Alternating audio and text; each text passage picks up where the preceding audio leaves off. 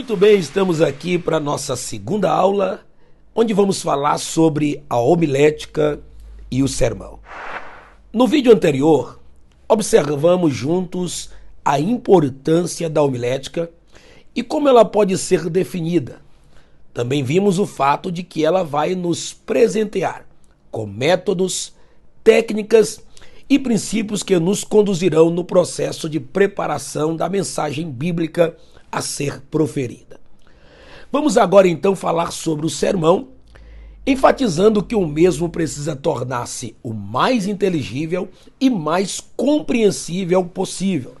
Para tanto, o sermão eficaz necessita de uma estrutura apropriada e deve, sobretudo, estar imbuído de propósitos e objetividades. Com relação ao sermão, a primeira coisa que precisamos pensar como pregadores ou pregadoras é que ele precisa ser produzido com objetivos.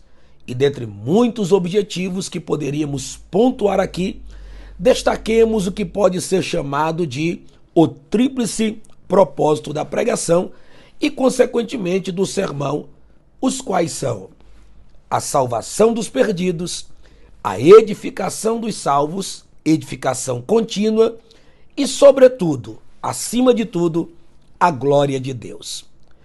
Vamos começar pelo fato de que tudo aquilo que realizamos no reino de Deus, ou quaisquer que sejam as nossas atividades neste reino, estas devem ser todas realizadas para a glória de Deus.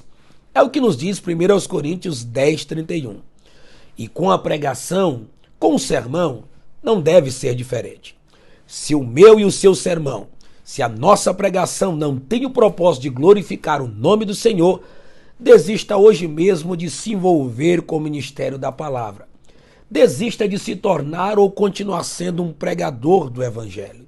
Quando observamos alguns dos pregadores da atualidade, percebemos que boa parte deles está em busca de popularidade, visibilidade, seguidores que lhe promovam a fama, admiradores, posição e destaque de suas próprias personalidades. Alguns pregam para sua própria glória e exaltação. Vivem a revelar competitividade com outros pregadores. Fazem de tudo para impressionar as massas e serem titulados de grandes pregadores. Mas uma das coisas que a homilética bíblica vai nos ensinar é que o servo de Deus, a serva de Deus, que estão envolvidos com o ministério da palavra, devem guardar firme em seu coração o propósito de viverem e exercer seus ministérios para a glória de Deus. E sem dúvidas, o pregador que vive e faz tudo para a glória de Deus pode até não ter o chamado potencial de impressionar as massas, com palavras polidas, de alto nível. No entanto, estarão fixados no coração de Deus como servos agradáveis, pois quem tudo faz para a glória de Deus, desta mesma glória, verá nascer o sucesso, prosperidade e o seu ministério ser bem-sucedido. Enquanto for para a glória de Deus, estaremos no caminho certo. Você acredita nisso? Mas além desta indiscutível prioridade no sermão e na vida do pregador ou pregadora, é necessário também que estes preparem seus sermões com o singular objetivo de proporcionar a salvação dos perdidos. Este é o segundo do tríplice propósito.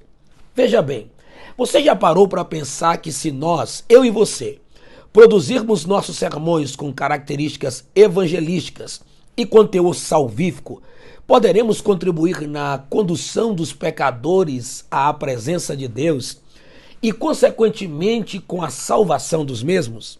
Já pensou nisso? E que isso acontecendo deve ainda ser considerado por cada um de nós um tremendo, imerecido e indiscutível privilégio. E vale lembrar aqui que nós chegamos a Cristo também por meio da pregação. Sim, por meio de uma mensagem, de um sermão que nos apresentou, ainda que de forma resumida, sucinta, o plano da salvação.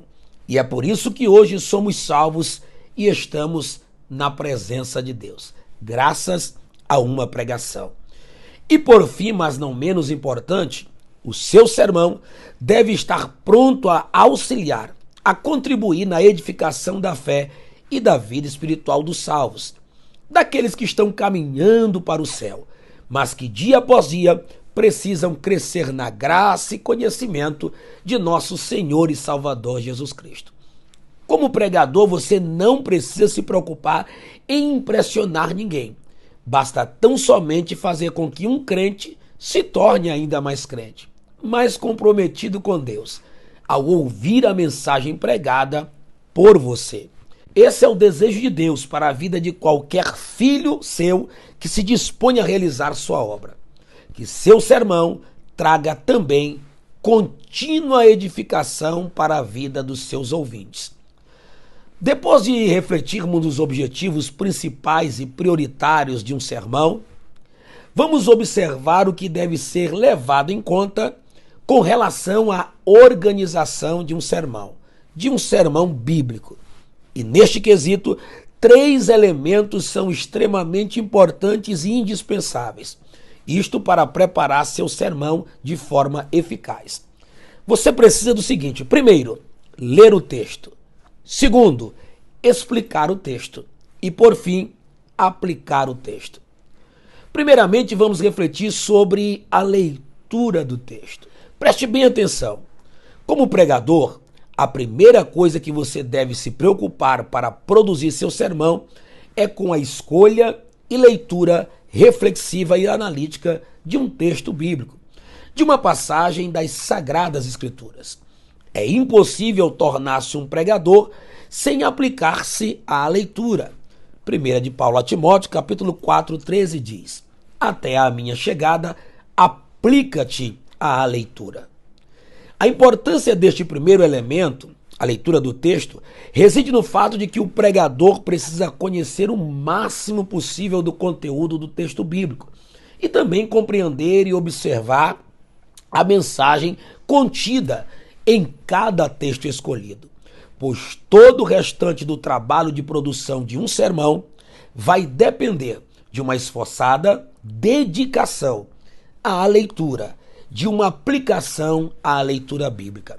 A leitura vai gerar intimidade com o texto, compreensão da mensagem nele contida, fazer com que, como pregador ou pregadora, você se conduza com segurança e não pareça estar perdido, sem saber que caminho está querendo tomar na exposição de sua mensagem. Agora precisamos nos ater ao segundo elemento, que é a explicação do texto. Para compreendermos a importância deste elemento de preparação da pregação ou do sermão, vamos nos utilizar de mais uma passagem bíblica.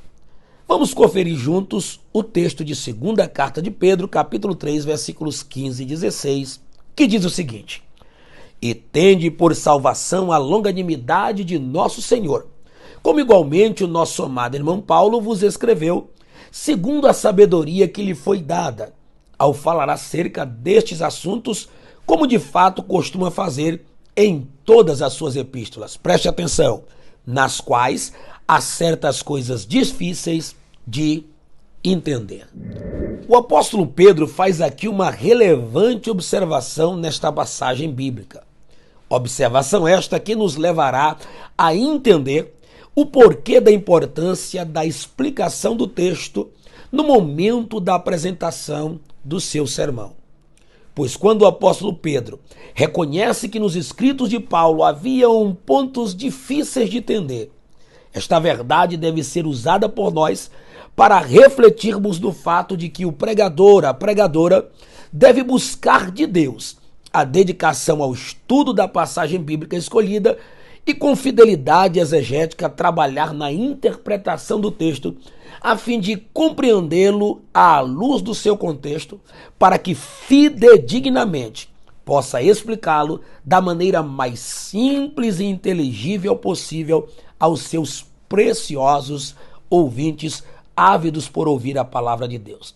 Lembrando ao querido irmão que é possível ser simples e ao mesmo tempo fiel na explicação de um texto. E para isto, basta o esmero, a reverência diante da palavra e o desejo de levar as pessoas a compreenderem a vontade de Deus. Eu sempre costumo dizer, quando tenho a oportunidade de falar sobre pregação, o seguinte: não pregue para complicar, mas sim para explicar. É de explicação e clareza que as pessoas precisam.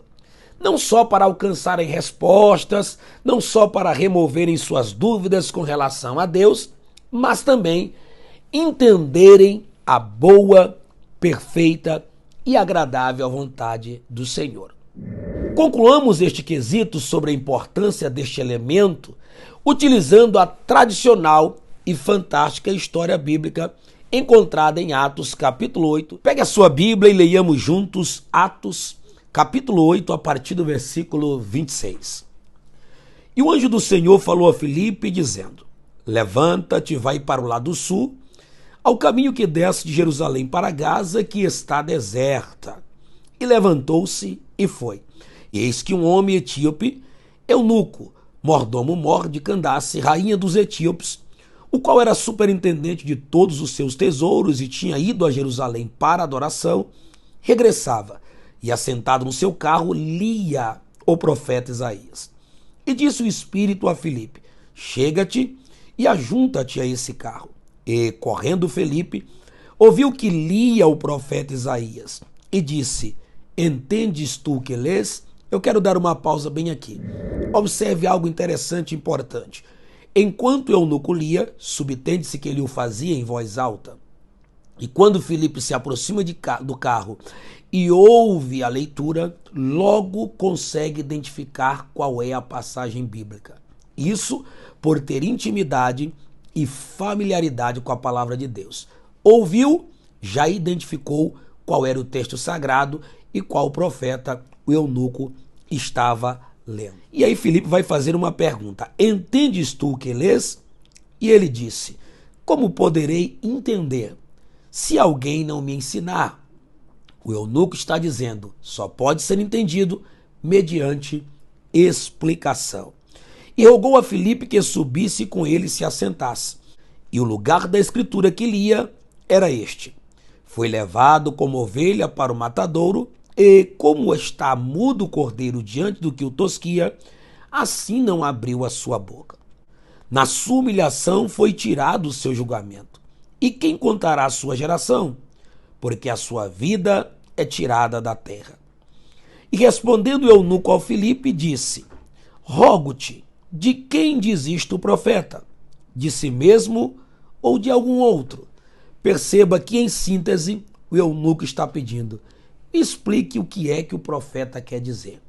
Eu fiz a leitura, sei que ele está falando de alguém, mas não consigo entender se fala de si mesmo ou se fala de algum outro, e eu gostaria de saber se você pode me explicar. Assim está o coração dos seus ouvintes quando você está pregando um texto, sobretudo um texto de difícil interpretação.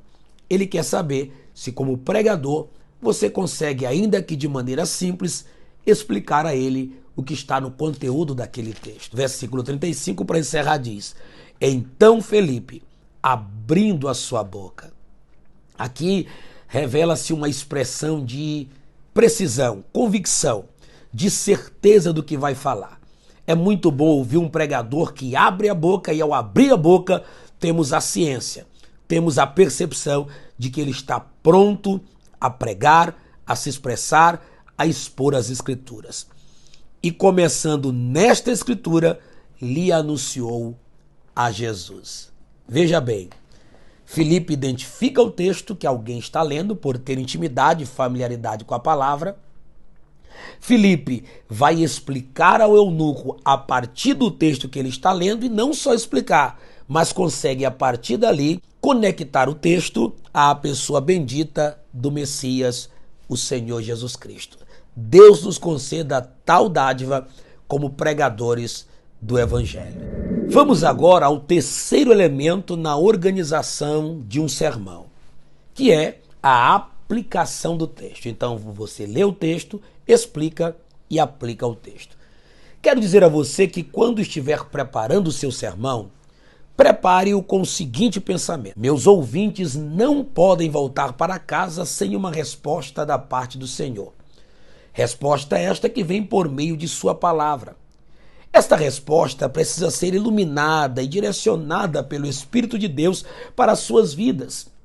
Meus ouvintes precisam saber o que Deus falou no passado, mas que também serve para eles no tempo presente. E vale ressaltar que não é o bastante que a aplicação seja contemporânea. Ela também precisa ser apresentada com sensibilidade, seriedade, confiança, temor e precisão. Como diz Braudos, o pregador não deve falar diante das pessoas, mas falar às pessoas. A aplicação desafia o ouvinte, direciona sua vida, esclarece sua mente, arranca suas dúvidas e estimula-o à mudança. Fala ao seu coração sobre como vencer os seus desafios e pode impedi-lo de tomar atitudes prejudiciais para a sua vida. Na verdade, um sermão aplicado corretamente e com eficácia levará os ouvintes a tomarem a decisão de se encaixarem na vontade de Deus. Um texto que poderia servir para ilustrar esta verdade está no capítulo 3 do livro do profeta Jonas. Você se lembra do profeta Jonas? Quando Deus ordena que vá à grande cidade de Nínive e pregue contra ela a mensagem que o próprio Deus havia lhe entregue. E Jonas então começa a percorrer a cidade e a pregar dizendo: ainda 40 dias e Nínive será subvertida. E a Bíblia diz que os ninivitas creram em Deus por meio da pregação de Jonas, que ficou bem claro, pois Jonas estava aplicando o oráculo divino, a profecia, a mensagem àquela cidade, dizendo que o que precisavam eram atender aos reclames da mensagem divina e então se arrependerem dos seus pecados. E o arrependimento veio principalmente ao rei, que se curvou diante da mensagem explicada e principalmente aplicada como verdade divina para aquele momento. E Deus então reverteu a sentença de que Nínive seria subvertida em restauração e salvação daquele povo. Que possamos entender essas verdades que nos foram esclarecidas e refletimos nesta segunda aula. E que Deus possa continuar prosperando e abençoando o seu ministério. Um grande abraço, um beijo no coração e que Deus te abençoe.